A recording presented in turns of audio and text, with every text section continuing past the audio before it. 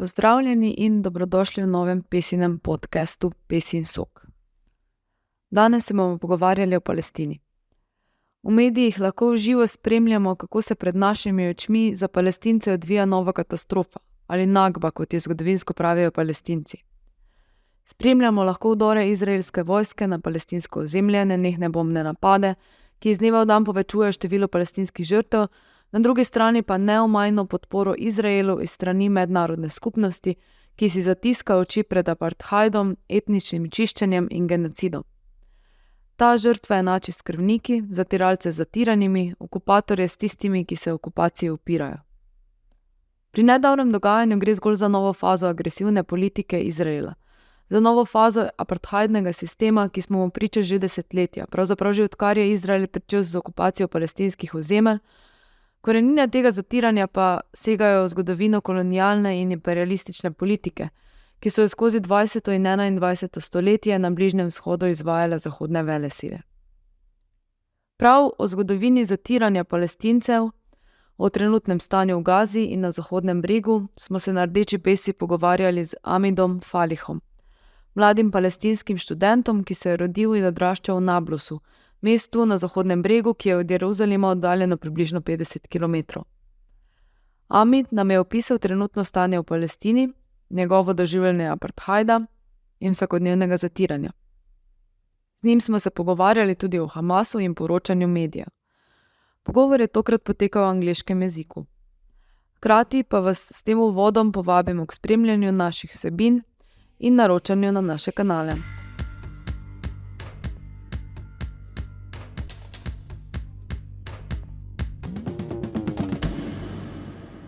Today we are talking with Ameed Falehom. Yeah, is that okay? So maybe at the beginning, Ameed, would you tell us something about yourself? Can you briefly introduce yourself? What do you do? So I am a 19-year-old junior student at Al-Quds College in the West Bank. I live in Nablus. It's a town in the northern West Bank. I write for a couple of websites, so I'm a writer. It's mostly concerned with politics, and it's within my sort of field as a political science and economics student. So I'm very much in that sort of field, so just getting my bearings on it. And yeah. Okay, so you come from Nablus, you said, right? Can you give us a brief description of the current situation of what is going on right now? What is going on where you come from? So, if what's going on from where I come from, we're seeing increased settler attacks against Palestinians. We're seeing people being fed up with the status quo of the West Bank. So being fed up with the post sort of Oslo Accords reality of what's happening in the West Bank. There's increased settlements. There's all of that. There's increased, basically, every good in the West Bank the price has skyrocketed over the last few months. So there's a lot of inflation, there's a lot of unemployment right now, and people are fed up and they're blaming it on the occupation and the self-governing authority called the Palestinian Authority. So this Palestinian Authority isn't actually sort of a state, it acts on Israeli interests. Its whole motto is basically securing Israel's security by arresting suspected resistance fighters, suspected people that may cause Israel a headache. So this is the reality of which I live in right now. The reality of the Gaza Strip, which is undergoing bombardment, which is undergoing a literal genocide right now, a massive worldwide demonization campaign, and it's frankly sad to just see your people being so dehumanized on a constant basis by not only the media but also the politicians. Yes, from the left. Yes, from of the course. Left, the supposed left, and from the right. Yes, because also the liberals are following this narrative, right? Yeah, exactly. So you see Bernie Sanders calling for carpet bombing of Gaza, which is weird for me as a Palestinian, because a lot of Palestinian Americans sort of sympathize with Bernie Sanders and his cause, and now he's throwing them basically under the bus. But that's expected from a guy like him. A democratic socialists aren't really socialists in nature. They're only socialists with regards to their internal politics. Yeah. It's more of a social democrat in these terms. Yeah. So this is the reality. Yeah, you also mentioned Gaza, right, which is now in the focus of basically all world media. So how does this Israeli attacks on Gaza resonate in the West Bank? What is the mood of the people? You said that Israelis have increased the attacks also in the West Bank. And what is the effect of Israeli attacks on Gaza in the West Bank? So after Israel declared a full-scale war on Gaza, following the most successful, this rarely gets mentioned in any sort of form of media, the most successful decolonization campaign ever happening, which happened on the attack of October 7th. Those people that went into Israeli settlements on the Gaza envelope in the territories occupied in 1948, they were refugees coming from these very same areas. So the act of storming the barrier, the barrier fence, going in, attacking military outposts, attacking military bases, attacking the settlers going there, it is an act of decolonization, but it's not seen that way because the asymmetry of power gets obfuscated in the process of condemning both Hamas and Israel, which is absurd, because you can't condemn the oppressed and the oppressor. Of course, they're trying to relativize those were the same sides, those two sides have the same power, right? But obviously they don't. Exactly. So seeing that in the process, people in the West Bank seeing their brethren in the Gaza Strip freeing themselves from these shackles made them happy. So I went out on the street on that day what everything happened. People were distributing sweets. They were genuinely happy, laughing. They were genuinely, I've never seen my town like this ever. They were playing patriotic songs. They were basically celebrating on the streets. So to the people, it meant that this was the beginning of resistance after a long period of silence, probably, right? It was a period of sort of liberation. We all know that, so we all know there's a resistance in Gaza. We all know that it fought against Israel and won in 2021 and 2014. It won against an Israeli onslaught that was unexpected of it to win. It was, when you look at the relative power, it's impossible. It's sort of statistically impossible for this to happen, but it happened. Because nothing is always numbers. So nothing is sort of quantified. Israel has this many weapons and the resistance has this many weapons. It's also determined by the human spirit fighting. Yeah, of course, because behind every number, there's a story, there's a face. And if we talk about numbers, it might get really abstract, right? But we are talking about concrete people here. We're talking about stories of the people. Maybe for the beginning, if we focus on the situation in the West Bank, because that is where you come from, what is the situation there with healthcare, food, electricity, basic necessities of life? So basic necessities of life are not cut off from the West Bank. So everything is good. Electricity is here 24/7. The water situation is similar to the Gaza Strip on its normal days, quote unquote normal days, where it runs every week or 2 weeks, but we have water tanks, so we ration it. Okay. So it's the same. Yeah. So we have water tanks on the rooftops and we ration the water. So it lasts for like 2 weeks, 3 weeks until it gets filled up again. And And you ration it by yourself, or the local authorities do it, or how is this? So the rationing is sort of done on an individual basis. So we have water tank, and we connect it with the municipal water supply, which is supplied by Israel.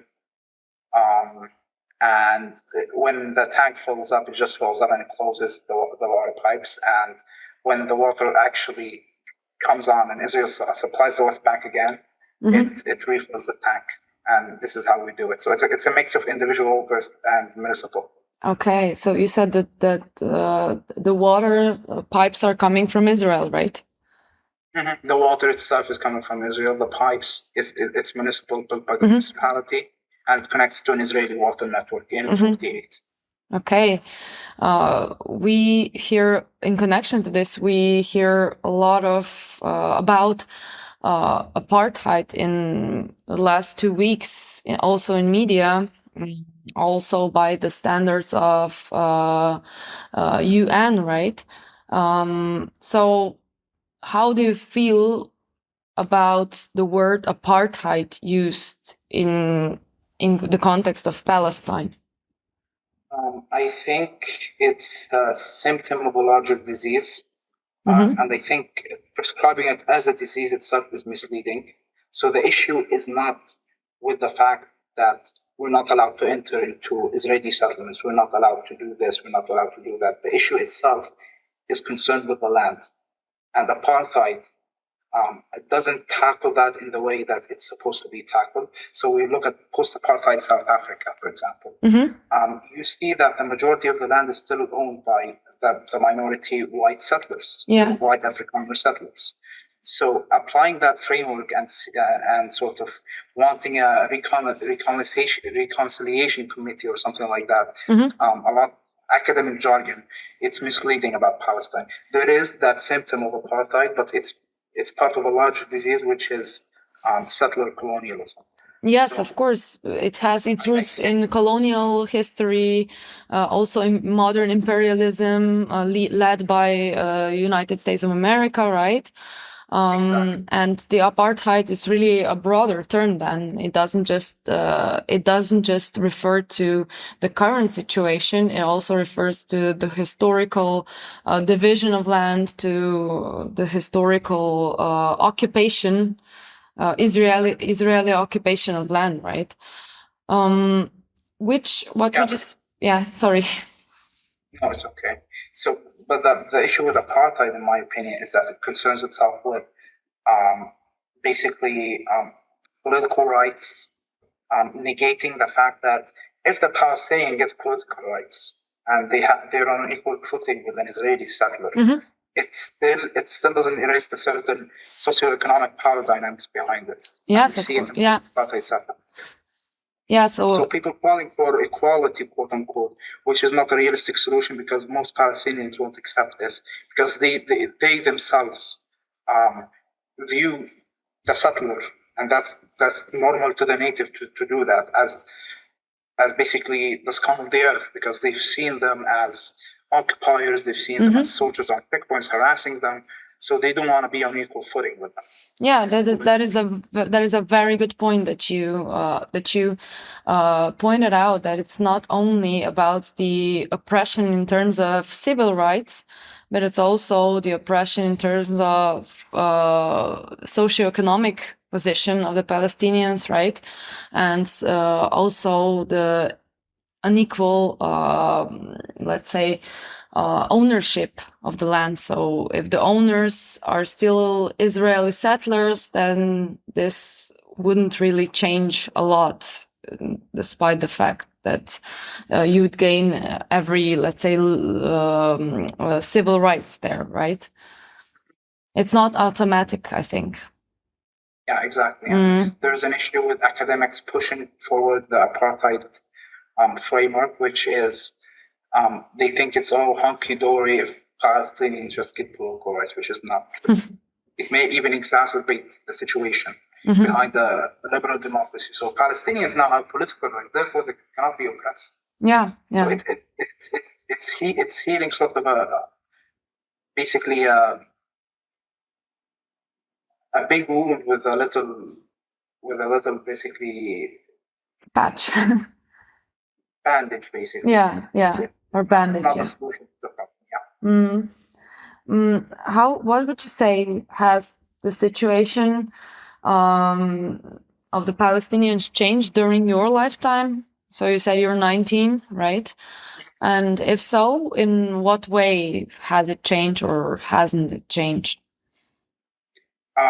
Okay, so I've lived the majority of my life after the Second Intifada, and seeing the transformation of Palestinian society into a sort of don't resist, just concern yourself with your own personal salvation. Do not care about liberation. That's too old school. You will get in trouble for that. Do not concern yourself about all of that, and just don't speak about the Palestinian Authority. Don't speak about the corruption we have. Don't speak about settler colonialism, everything.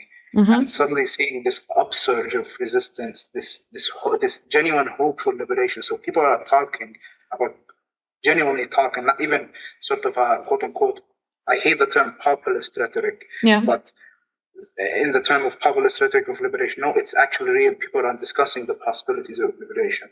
And seeing that transformation, seeing what the US, Israel, and the Palestinian Authority wanted the Palestinian people to be individualistic, just cogs in the capitalist neoliberal machine, and seeing that being reversed on its head and being challenged by resistance fighters, by refugees hailing from villages all across from Palestine. It's honestly been transforming to me on a personal level. Okay. It's radicalized me even further. Yeah. So basically, you said you were raised with the logic that it has no point that you resist, right? Because the system is so much. It's already so much a part of your life that you're not supposed to question it. That Exactly. it's just there, right? And what do you think that the recent events, do you think they will change the situation? What are the expectations of the people? You already mentioned this at the beginning. Do you think this events will change the spirit as you described it in another direction?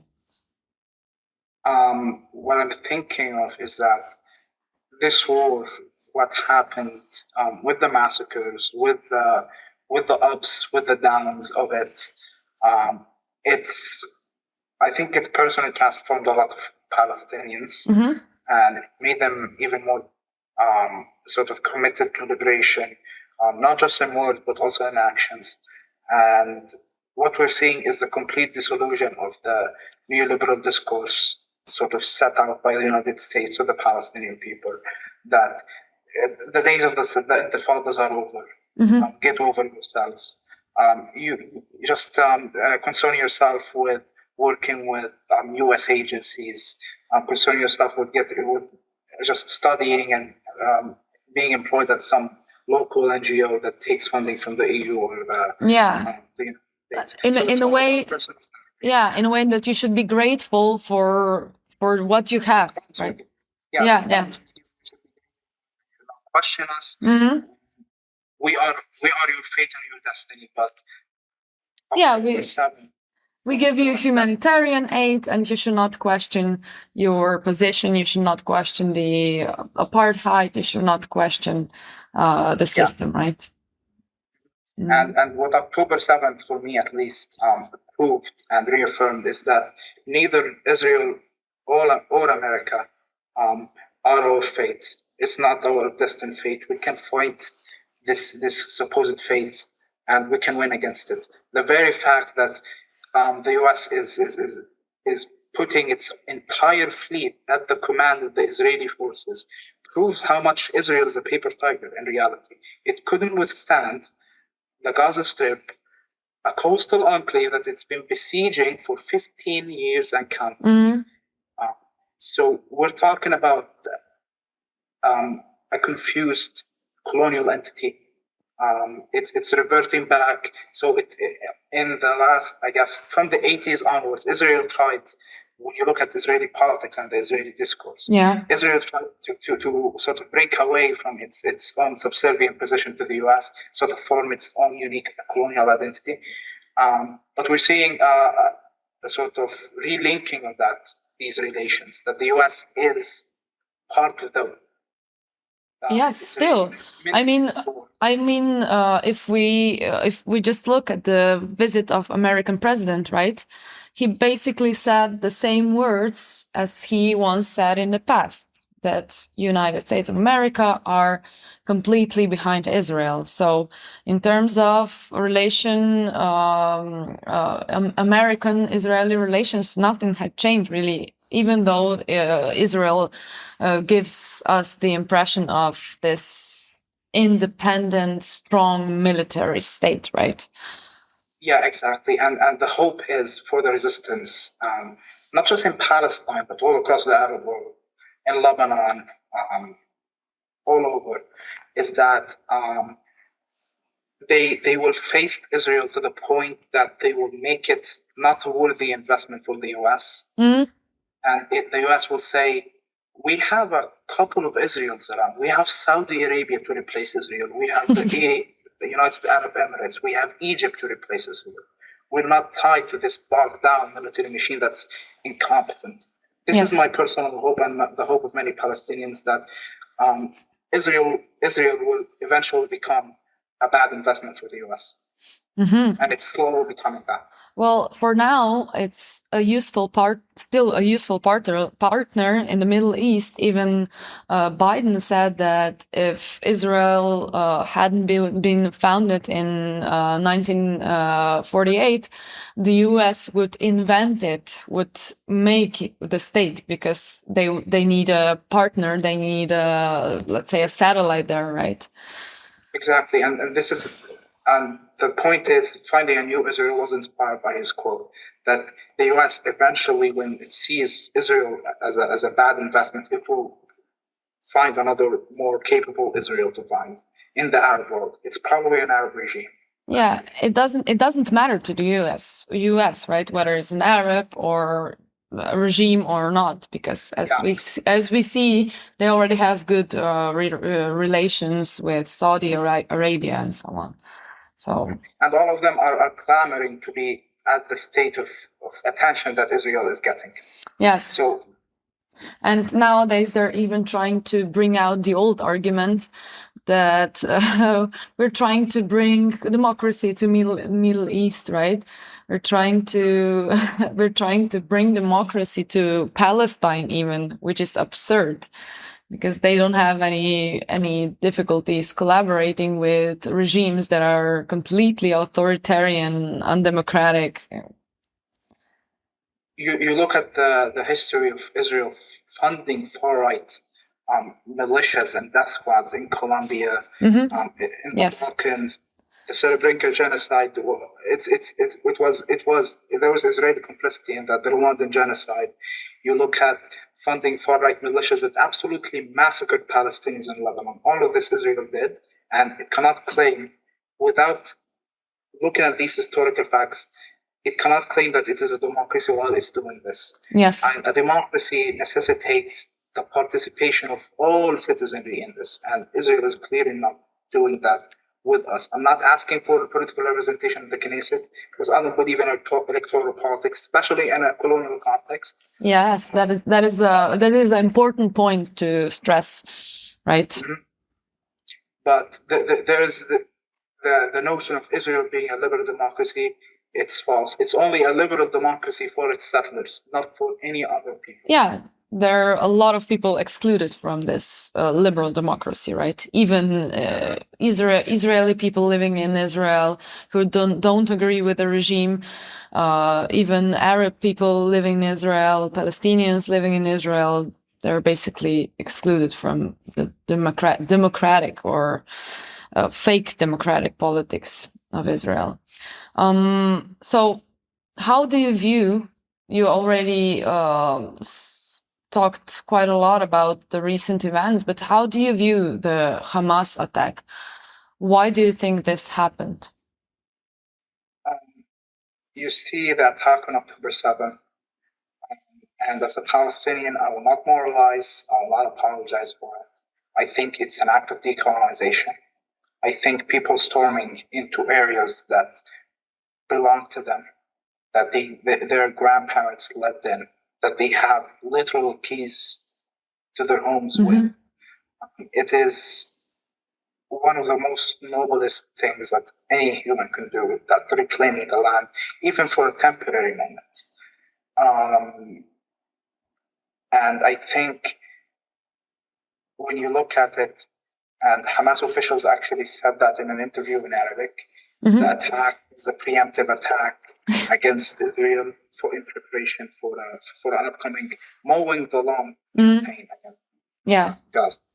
So you see that, but this is not what's happening in media. What's happening in media is that Hamas fighters conducting the most successful asymmetrical military assault in recent history stopped and sexually violated women, stopped and beheaded 40 babies, stopped and did X, Y, Z, which is totally nuts. There is no substantive proof for that. And the claim that Hamas is just like ISIS, it obfuscates the fact that Hamas in Gaza fought ISIS, fought it with absolute vigor and eradicated itself in the Gaza Strip. That Israel itself supported Al-Qaeda in Syria with medical aid, with weaponry, with everything. It's a case of Israeli projection that they funded these head shopping terrorists. There's no doubt about them being head shopping terrorists, unlike Hamas. Hamas are not head shopping terrorists. And they're sort of projecting that onto Hamas. They're trying to present the Hamas movement, although very conservative still in its nature. They're trying to present it as equal to ISIS, as equal to the terrorists, right? That's why we're talking so much about terrorism now. That's why the focus of the story, of the narrative, is terrorism. But the fact is, Hamas is a national liberation movement, just like any other Palestinian faction, just like the PFLP, just like any other Palestinian faction.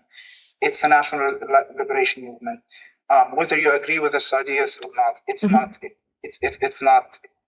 not important at that stage. At the stage of liberation, at the stage of armed struggle, we must have every ally we can have.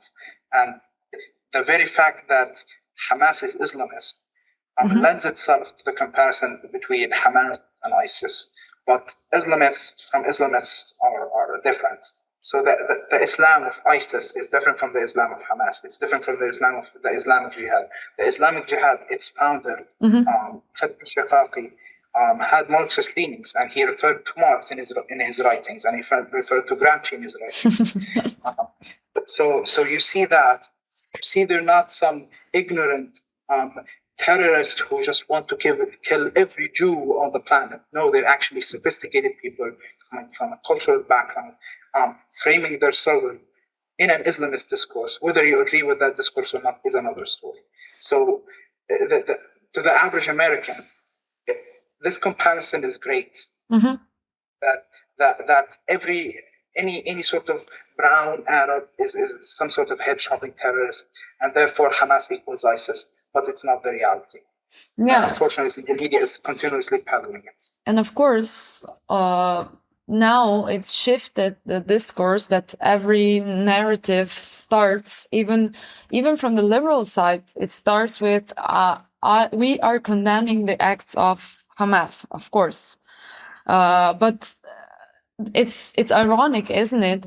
Because according to this dominant narrative, it seems that Israeli violence started with the Hamas attack, as if there was no prior history of oppression of Palestinians, both in Gaza. As if there is no 75 years of expropriation. Exactly, Hamas just wanted to go on a killing spree in the Gaza envelope just for the hell of it. So what is your opinion? What is your opinion on the fact that part of this liberal public or left liberal public even generally supports the Palestinian struggle for liberation, but in the framework as you described it before, so in the framework of the UN, right? But after this attack, after the Hamas attack, this struggle is being in a way relativized. Yeah, and I have one word to say to them. We don't need you. One sentence. We don't need you. We want unconditional allies. Conditional allies never helped us. If you're out here lecturing Palestinians on how to resist and what means they have to resist, and from the comfort of your own home in Minnesota, I'm really sorry, but Palestinians are not going to take you seriously. They're going to, in the best case, cut you out of their lives if you have any Palestinian friends. Mm-hmm. And at the worst case, you're going to be punched. Yes. so we put that in perspective. What's happening is great, that it is like a sieve. It's sort of distinguishing between the real allies who support Palestine unconditionally and the conditional, quote unquote, fake allies, mm-hmm. who just want to see Palestine liberated by throwing roses, which is not true. Yeah, and through it's an inherently violent act. Yeah, and through the diplomacy, right? But historically looking, the diplomacy card didn't work. Didn't work with the Palestinian Liberation Organization. Didn't work with years and years of UN attempts of several documents, declarations. Well, nothing really changed. We've been at it for 30 years with the Oslo process. It's dead in the water. Any sort of diplomacy effort has been thwarted by Israel. The Palestinian Authority itself tried to reach out to the ICC, the International Criminal Court. It got denied by Israel. It got basically blackmailed by Israel, for lack of a better word. So Israel withheld tax revenues from the Palestinian Authority until it revoked its submission to the ICC. So what path do Palestinians have left, if mm-hmm. not answer? If the world can't hear us via our own very simple, the sound of our mouths, then it can hear us via the sound of our rifles. That's it. That's the basic premise of it. And the world is hearing us. And I'm glad that the world is hearing us and Palestine is on the forefront right now. Yes, and I think this is seen throughout many protests for supporting Palestinian people. There are protests across the globe, but you can see that there's also a lot of pressure on those people who try to protest, who try to support Palestine publicly. And that just proves the point, right? I think any serious person who calls themselves an ally would support Palestine unequivocally. To support Palestinian resistance in whatever action it does, because the oppressed always know better. Mm-hmm. You're not in a position to lecture the oppressed on how they should resist. The oppressed tried public diplomacy. They tried every single Western avenue that they could get their hands on. It failed.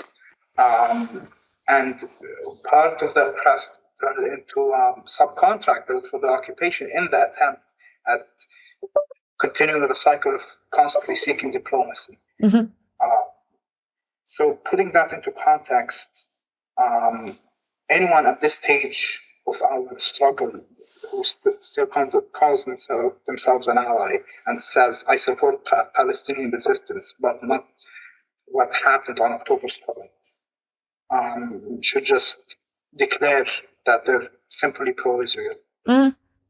Because that is, in fact, the reality. Yes, and the reality is also, the picture supporting Israel is also with the most of mainstream media, especially in the West. So how do you assess the media's coverage of the overall situation in Palestine right now? So I talked briefly about it with the 40 beheaded mm-hmm. babies. Yes. So you look at the 40 beheaded babies, you look at sexually violating women during their assault. There is no definitive proof for that. Nothing absolutely proving it. not even a picture, not even a testimony, not even anything. You look at the Israeli massacre at the Ahliya Arab hospital in the Gaza Strip. The news coverage of it, it's absolutely preposterous what's happening. Yeah. They are parroting Israeli army claims. They are calling themselves reporters and acting for an agency. Why cut out the middleman? Just have no reporters and report directly from the Israeli army, because that's what realistically you're doing. Yeah, they're basically promoters of Israeli army, right? Exactly. And there are two. Yeah, and there are two strategies doing this. One is the reports from the terrain, as you said, right? And another is those personal stories, mainly from Israeli families, because personal stories really touch on the hearts. Yes, touch on the hearts of people. What influence do you think the media have in terms of creating public opinion on Palestine? So it happened throughout the Iraq War. Don't realize it's happening again in the Gaza Strip. It's shifting public opinion to American public opinion. When you look at it, it's on a normal day, it's bad for Palestine. With this campaign, it's even worse. Even worse to the point that a 6-year-old Palestinian kid from Michigan got stabbed by his landlord. Yeah. Who he plays with on the daily, because that landlord consumes so much of Fox News. The kid came up to hug the landlord and he stabbed him. Yeah, that is just unimaginable. Yeah. This is one example of many examples we're going to see, unfortunately, in the future of white violence against Palestinians. For the people that work in these agencies that promote these lies, they have blood on their hands, each and every single one of them. They are not arbiters of truth. They are arbiters of lies. They are reporting directly to the Israeli army and to the U.S. State Department. That's what they're doing. Yes. Any lie that the U.S. State Department says or Israel says, they parrot it and they say there's no proof that Israel bombed the hospital, as if Israel hasn't bombed hospitals ever in its before, right? Yeah, as if Israel hadn't bombed houses, infrastructure. Yes, exactly. You name it. Every single thing under the book Israel bombed. It bombed a primary school for kids in Egypt. So why would this hospital be an exception, right? Exactly. Yeah. So looking at the Israel track record, I don't even need to see a video of an Israeli missile hitting the hospital to know it's Israel. It's always Israel. That's the most basic conviction that I have. Anything bad happening to Palestinians, it's always Israel, and it always proves to be right. There's not a single example of Palestinian blaming Israel for something and it turning out to be wrong. Yes, that is. In 2014, it bombed literal kids playing on a beach in Gaza, and it denied responsibility for it. And at a later date, it turned out to be an Israeli bomb. Yes, and before this attack, right, before these events, we didn't even hear those stories of Israeli attacks, because they usually didn't come to our media. They didn't get any media coverage in the West. So I think this is also part of the issue, because not that we're not aware that what's going on in Palestine, but on the other hand, where can people get informed? There are no progressive media that the general public could, let's say, get informed. Exactly. Even the so-called progressive media is fighting with Israel. Yes. So I've seen a lot of people that on a normal day they would be pro-Palestine, that they're fully condemning Hamas. They're repeating the same line. It's saying, because you look at their Twitter bio and they're like socialists, Black Lives Matter, and I'm like, you're supposed to be on our team, not on the other guy's team. As Biden says, he refers to Palestinians as the other team, which is not It's dehumanizing for us to be called the other team, right? Because those organizations, as you mentioned, are also in another historical context another team, right? Yeah, exactly. So in that sense, there's a need for progressive media. There's a need for a resistance media pushing back against this media industry complex. And I want to just mention a really good Marxist thinker. His name is Samir Amin. Yes, I know him. He called the media industry the media clergy, and it's literally a clergy. It's basically the same level of sort of holiness that the clergy was given. And yes, and they serve as they're served for reproduction of the capitalist system, right? As promoters of capitalist system. So for the capitalist system, we are just surplus labor. Yes. We are just surplus labor that we can be wiped off the face of the earth and no one will care about us. We have no productive value for capitalism, for the empire, for the US, and therefore we're dehumanized. We're allowed to be killed on the daily. There's a blank check given to Israel by the US just for killing us. And that is, I think that is a very important point, because it's not only about, let's say, gaining political rights, it's also about changing the whole system, right?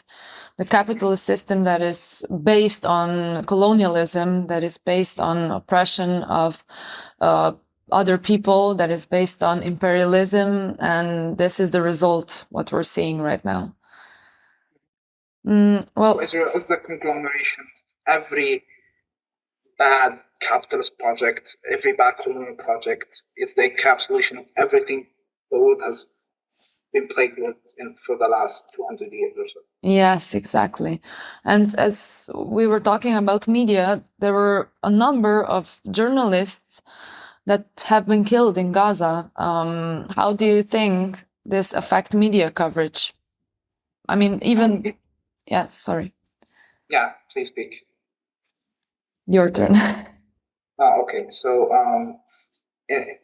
when you look at the coverage from the first days of the war and now, the coverage is significantly more sparse. And it's not because Israel stopped bombing Gaza. It's because there are fewer and fewer people reporting on it. They've either got martyred, unfortunately, or they don't have internet coverage, they don't have electricity, they're busy with their families, trying to secure a safe space for them, or anything else.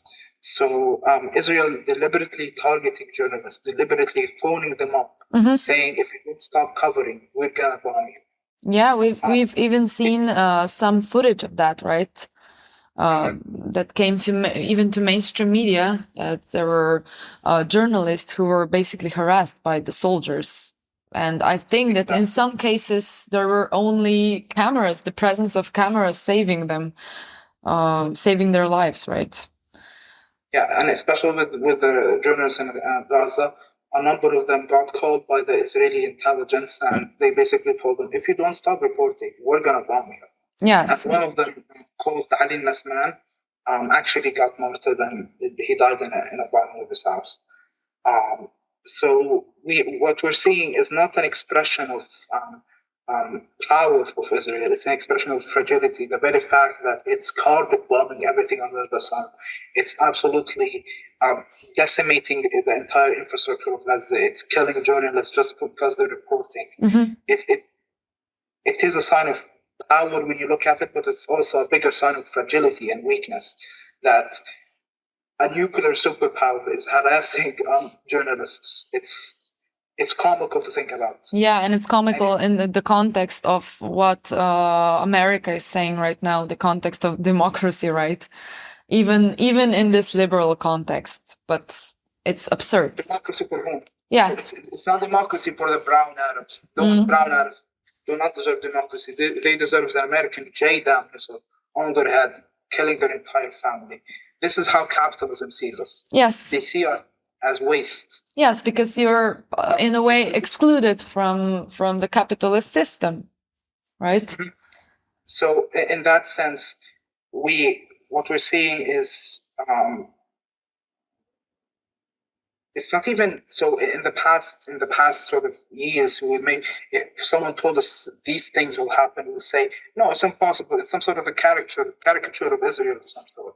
Even Palestinians might say that, but it's happening on the ground right now. It's targeting journalists. It's going into people's houses in the West Bank and declaring them closed military zones for no reason. Yeah.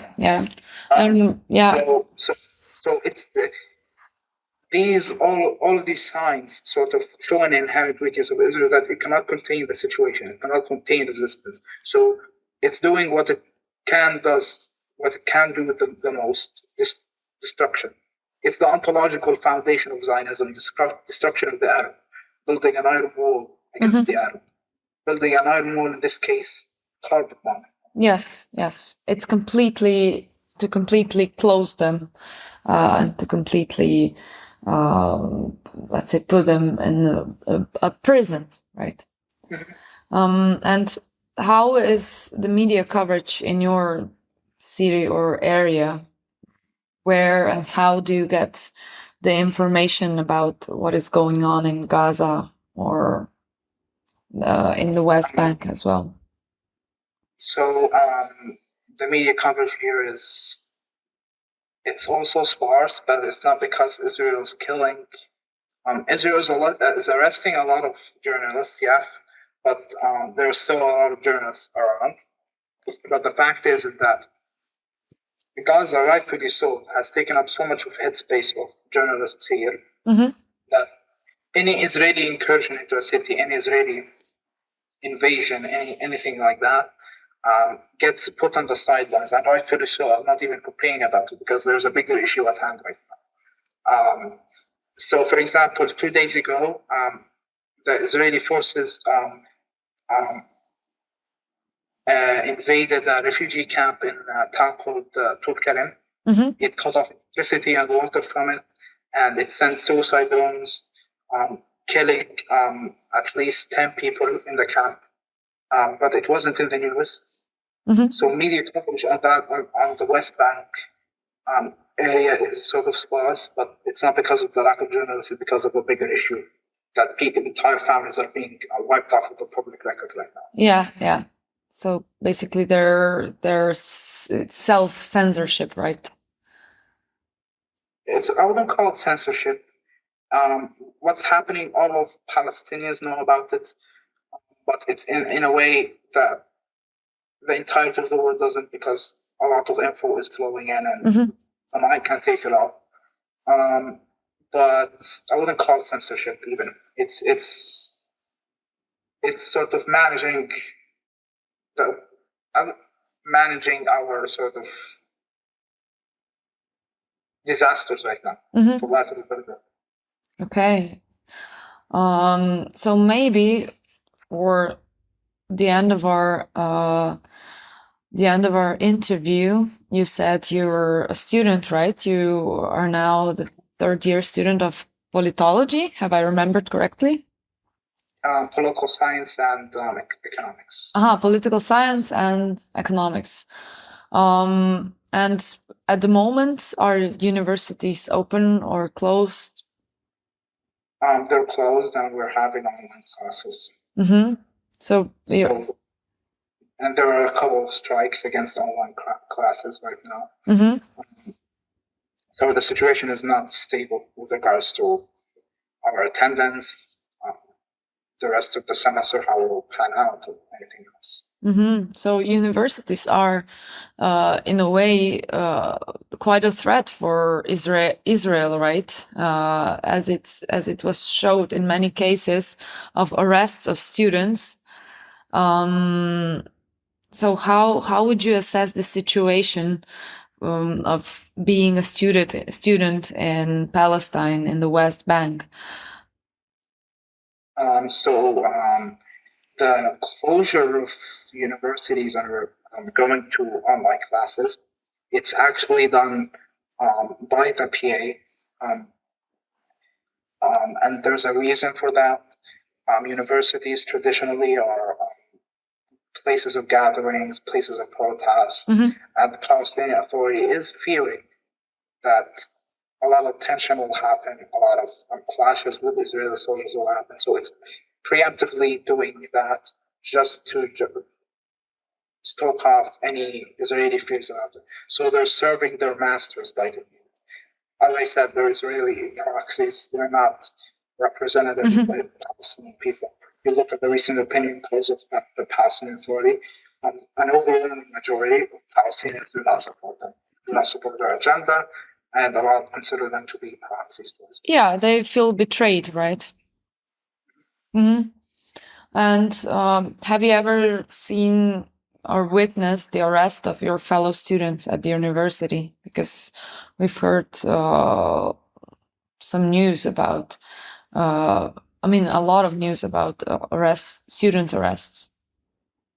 So I had a friend in university who got arrested for like a week, and he got released. And I don't want to say his name. I was thinking of saying his name, but no, for the purpose of this. No, it's better if you don't. Yeah. And I have another friend that's been recently arrested after the war, and he's still in prison. So it's, in a sense,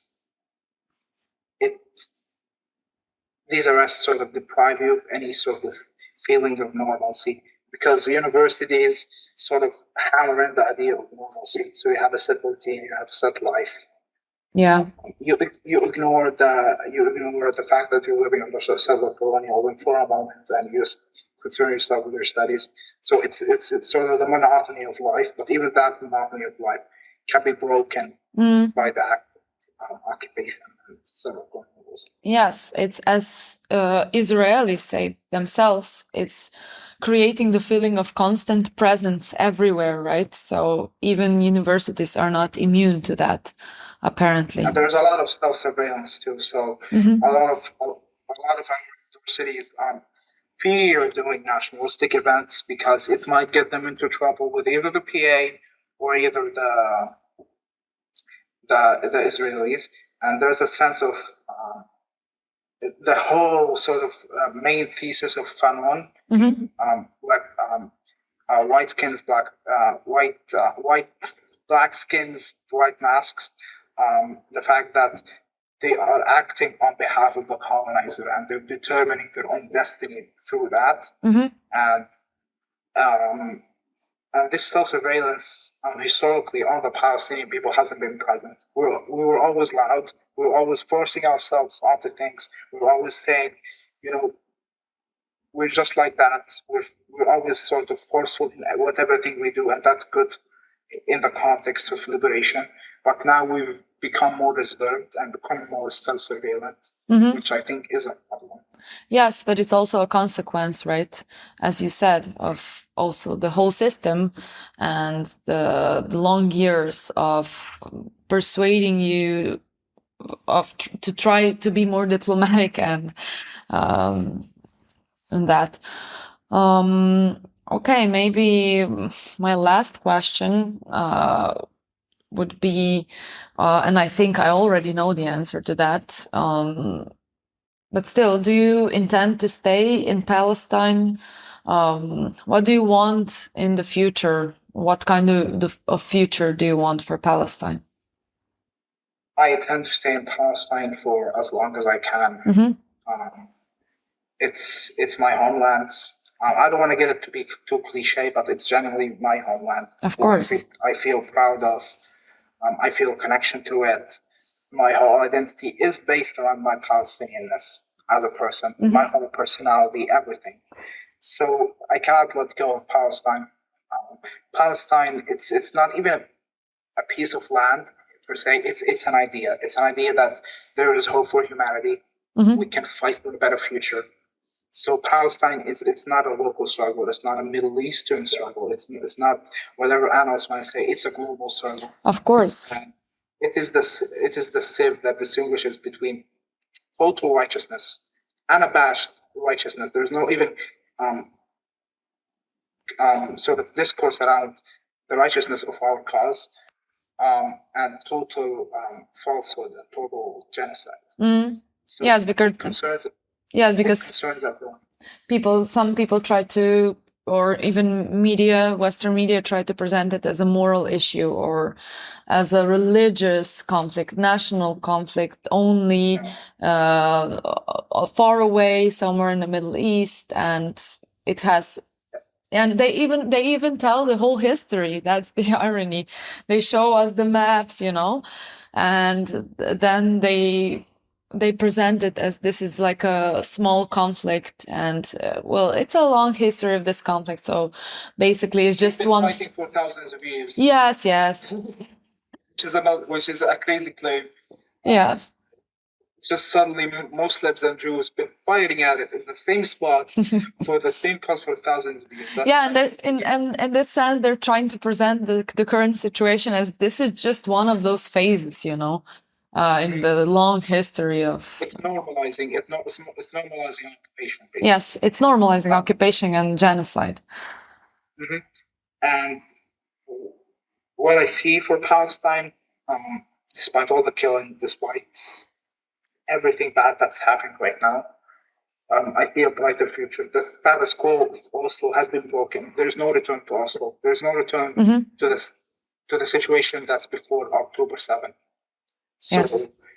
What happens in the future is determined on the people of Gaza, their determination, their heroic determination. There's not been any population of refugees been able to withstand what the people of Gaza have been withstanding for the last 15, 16 years.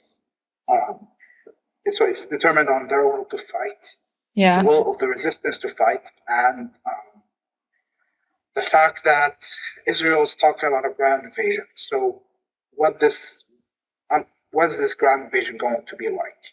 And I think in any case of which Israel goes into a ground invasion, boots on the ground, it's going to fail. They've seen what the resistance can do in 2014, and the resistance was much weaker than this. They pulled out of Gaza in 2005 because of the resistance, and the resistance was much weaker than it is now. So it's impossible for Israel to win in an invasion. That's my opinion. What I envision for Palestine is basically no return to the status quo, which is something bright, which is something that I think will pave the way to liberation. Yes, and I think that people, generations today, Palestinian generations today will see and recognize that, right? And of course, we all try to support your struggle. We try to spread solidarity as much as we can with all our forces. Yeah. Thank you so much. Thank you for having me. Thank you for everything that you do, genuinely. Thank you, Amit. It was really lovely talking to you. And I'm sure we'll be in touch. Sure. Thank you so much for having me.